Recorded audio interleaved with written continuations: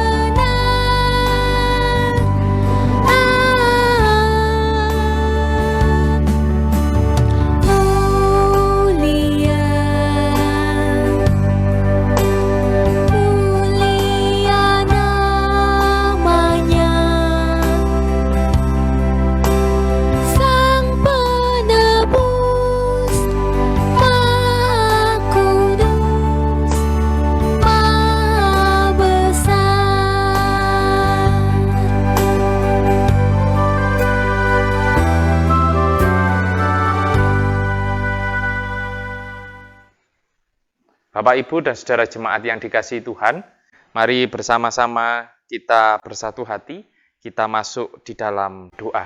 Mari kita berdoa.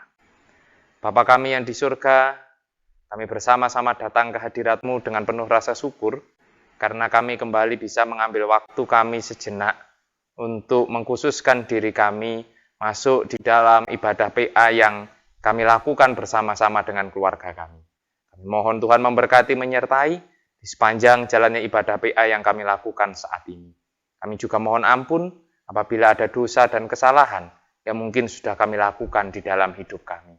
Dan terkhusus di dalam ibadah PA ini kami akan bersama-sama membaca, merenungkan, menggumuli sebagian dari kebenaran firman Tuhan. Kami mohon Tuhan senantiasa turut hadir bersama-sama dengan kami, menuntun menyertai kami, sehingga kami bisa mengerti dan memahami apa yang menjadi maksud dan kebenaran firman Tuhan ini. Demikian Bapa, seru doa permohonan kami, semua kami naikkan hanya di dalam satu nama, Tuhan kami Yesus Kristus. Haleluya. Amin.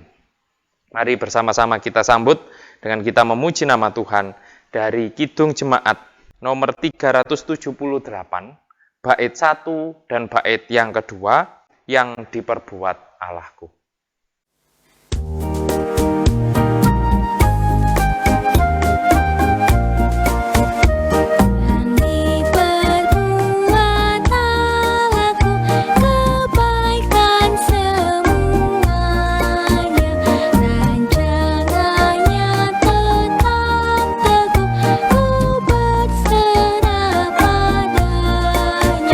Tuhanku rasa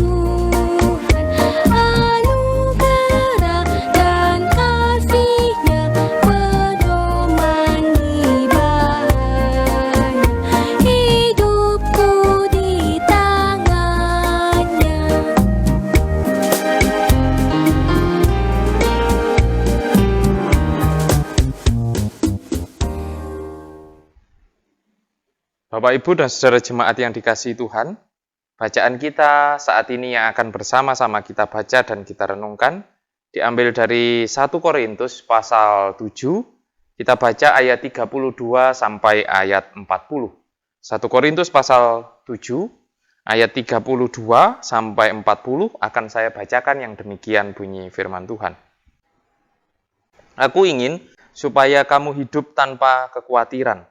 Orang yang tidak beristri memusatkan perhatiannya pada perkara Tuhan, bagaimana Tuhan berkenan kepadanya. Orang yang beristri memusatkan perhatiannya pada perkara duniawi, bagaimana ia dapat menyenangkan istrinya. Dan dengan demikian perhatiannya terbagi-bagi. Perempuan yang tidak bersuami dan anak-anak gadis memusatkan perhatian mereka pada perkara Tuhan, supaya tubuh dan jiwa mereka kudus. Tetapi perempuan yang bersuami memusatkan perhatiannya pada perkara duniawi, bagaimana ia dapat menyenangkan suaminya. Semuanya ini kukatakan untuk kepentingan kamu sendiri, bukan untuk menghalang-halangi kamu dalam kebebasan kamu, tetapi sebaliknya supaya kamu melakukan yang benar dan baik dan melayani Tuhan tanpa gangguan.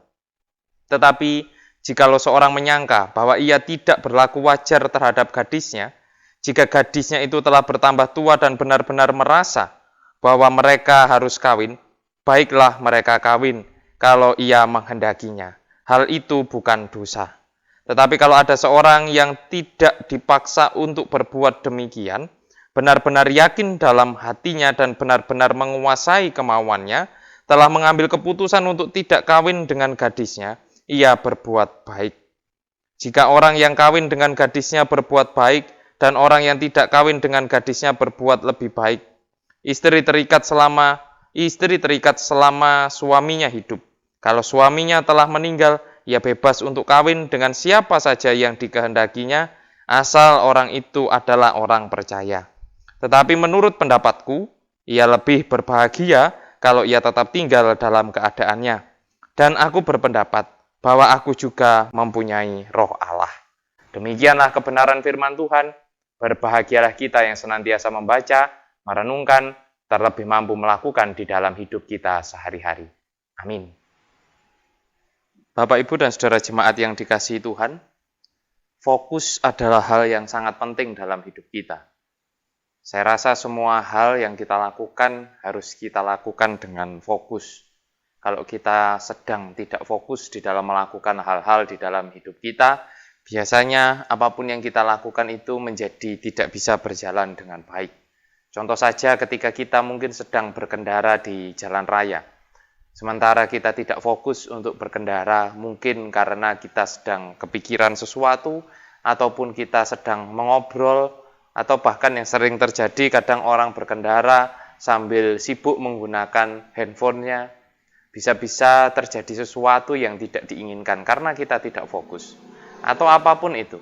Bahkan ketika kita sedang berbicara dan bercakap-cakap dengan orang lain, ketika kita tidak fokus mendengarkan, itu juga biasanya membuat kita kemudian tidak mampu mendengarkan atau menangkap pembicaraan dari lawan bicara yang sedang berbicara dengan kita. Intinya, fokus ini memang perlu ada di dalam hidup kita, supaya kita bisa menjalani segala aktivitas dan kegiatan kita, apapun itu, dengan baik. Ketika kita lupa atau kita pandangan atau fokus kita sedang teralihkan, biasanya kemudian membuat kita tidak mampu menjalani hal-hal yang harusnya kita jalani itu dengan baik. Nah, disinilah memang kita sebagai manusia ini memang belajar untuk bisa fokus di dalam segala hal, saya rasa. Baik di dalam aktivitas sehari-hari, baik di dalam kita menjalani kegiatan kita, pekerjaan kita harus bisa fokus di dalam melakukannya. Termasuk mungkin juga di dalam kehidupan keimanan kita. Kita juga di dalam hidup beriman bersama-sama sebagai umat kepunyaan Tuhan, kita juga harus fokus di dalam mengikut Tuhan. Jangan sampai kemudian perhatian kita, pikiran kita teralihkan pada hal yang lain, sehingga kita tidak fokus di dalam mengikut Tuhan. Dan itu juga mungkin bisa berdampak tidak baik terhadap kehidupan keimanan kita sebagai para pengikut Kristus.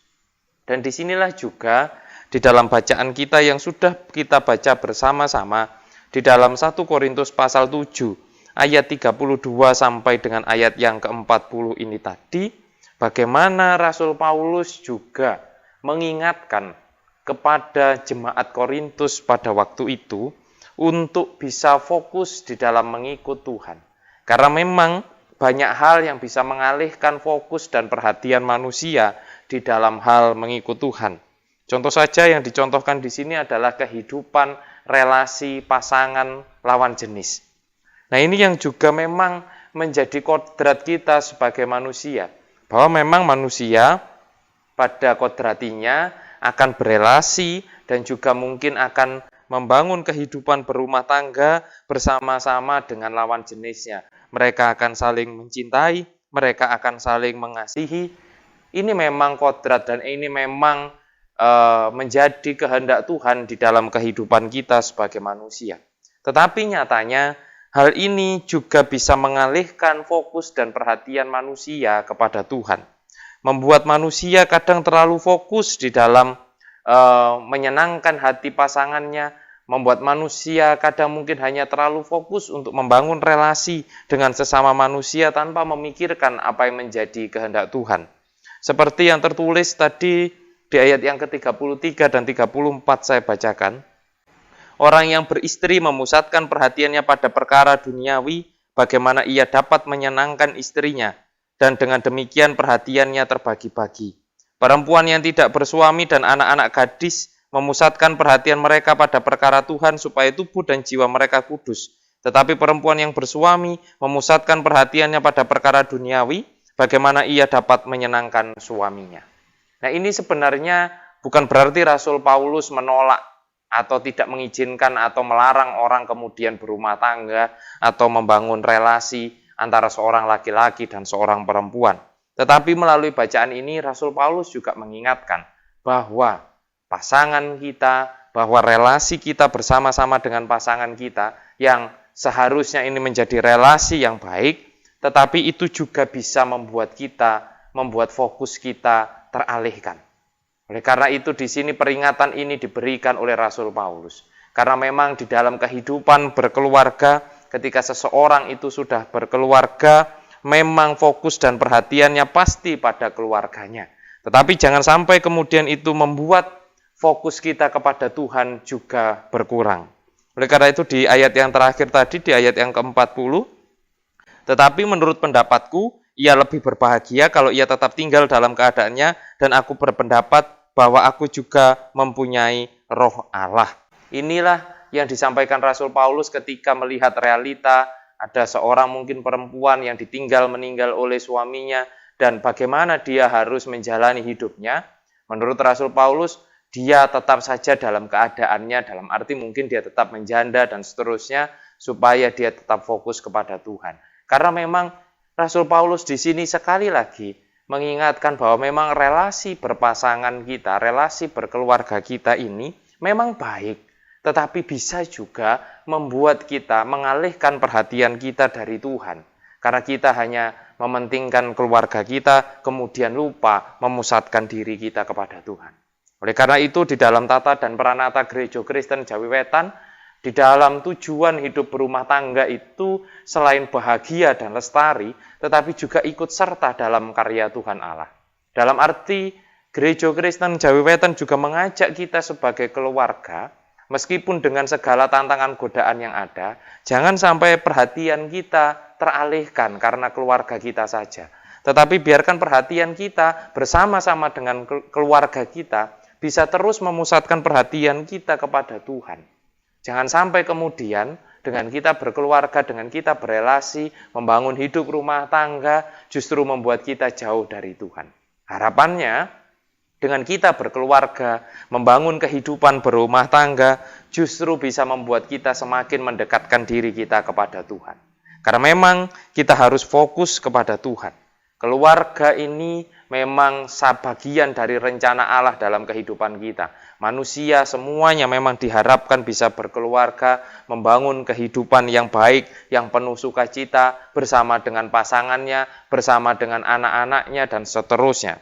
Tetapi yang perlu diingat, hal yang penting juga, jangan sampai kemudian kita dan keluarga kita justru melupakan Tuhan.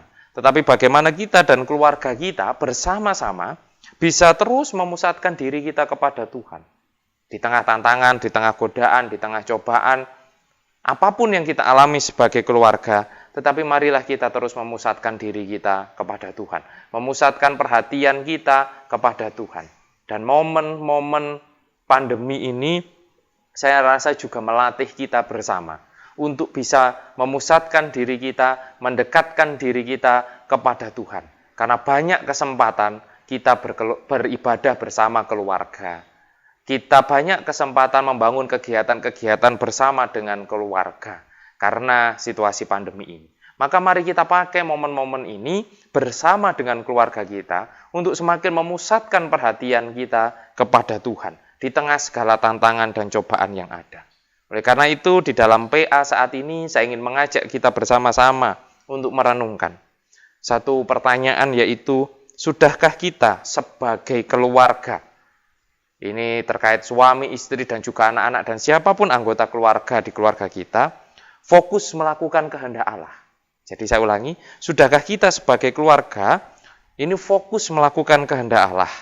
Jika memang belum, bagaimana untuk membuat kita bisa semakin fokus melakukan kehendak Allah? Saya ulangi, sudahkah kita sebagai keluarga, fokus melakukan kehendak Allah? Jika memang belum, bagaimana caranya untuk membuat kita semakin fokus dalam melakukan kehendak Allah? Dan kiranya Tuhan senantiasa memberkati kita semua. Amin. Mari bersama-sama kita sambut dengan kita memuji nama Tuhan dari Kidung Jemaat nomor 400, bait 1 dan 3, Kudaki Jalan Mulia.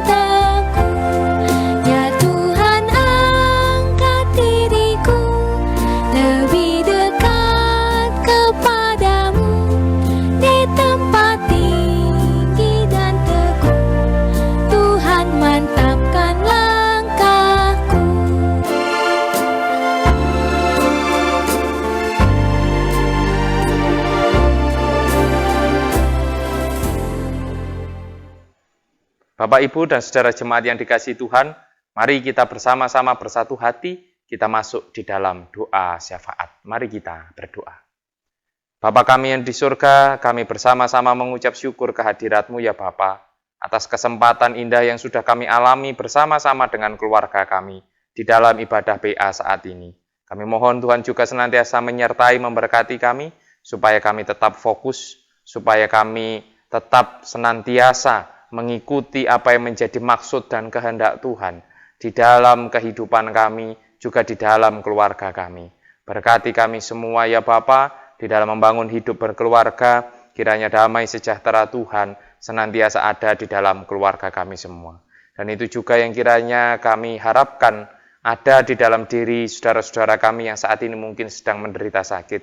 Kiranya Tuhan senantiasa mencurahkan damai sejahtera di dalam hatinya. Tuhan memberikan kekuatan di dalam proses pemulihannya, sehingga saudara-saudara kami bisa kembali pulih, bisa kembali beraktivitas dengan baik.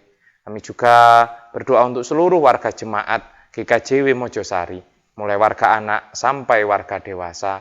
Kami mohon Tuhan memberkati, menyertai di dalam kehidupan keseharian, seluruh aktivitas pekerjaan, proses pendidikan yang dijalani oleh anak-anak kami semua.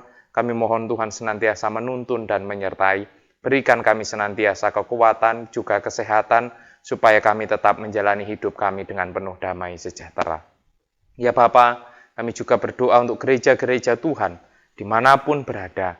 Kami mohon Tuhan memberkati keberadaan gereja Tuhan di tengah-tengah dunia ini, supaya kami senantiasa bisa menjadi lilin-lilin yang bercahaya, membawa terang cinta kasih Tuhan kepada banyak orang, khususnya kami yang ada di Jemaat Mojosari ini.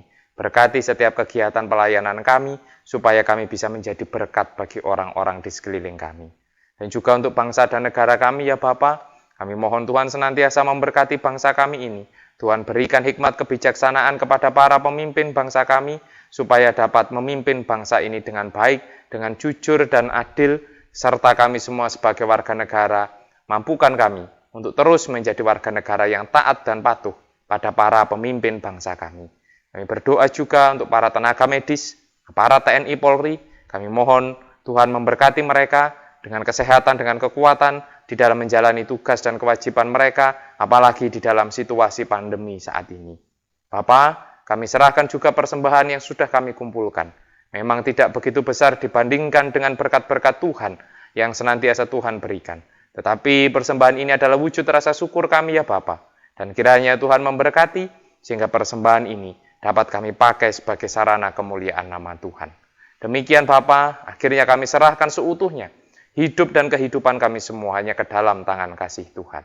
Demikian Bapa, seru doa permohonan serta ungkapan syukur kami. Kami naikkan hanya di dalam nama Tuhan kami Yesus Kristus. Amin.